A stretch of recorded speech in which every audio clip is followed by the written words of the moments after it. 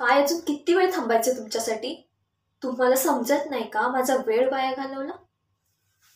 वेळेचं महत्त्व आजपर्यंत कळलं नाही तुम्हाला? यामुळेच आपल्या घरामध्ये कोणाचीच प्रगती झाली नाही. मी सोडून वेळेचं महत्त्व ज्याला कळलं तो या दुनियेच्या पाठीवर काहीही करू शकतो. आई, आजवर तू पण यांचंच गाऱ्हाणं करत आलीस, पण तुलाही कधी महत्त्व कळलं नाही वेळेचं.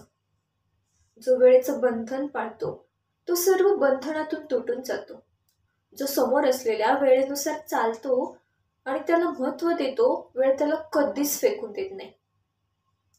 ती त्याला वेळेप्रमाणे सर्व काही वेळेतच देते.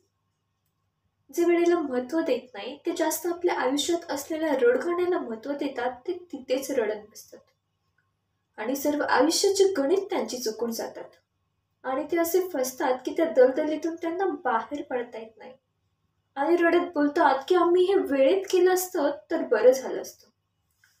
पण आता वेळ निघून गेल्यावर कसली चिंता करताय? तुम्हाला अगोदरच कळलं नाही का वेळेचं महत्त्व? आणि अनिघा, तू तुझ्या वेळेला आयुष्यात कधीच महत्त्व दिलं नाहीस, म्हणून आज फसली. मी माझ्या वेळेत माझा सर्व अभ्यास पूर्ण केला, माझं सर्व काही वेळेवर केलं, म्हणून आज या उंच शिखरावर आहे, जिथून सर्व जग बघू शकते अशा ठिकाणी. सो सॉरी, मी तुम्हाला जास्त लेक्चर दिले, पण तुम्ही माझा वेळ वाया घालवला, म्हणून मी थांबू शकत नाही. बाय.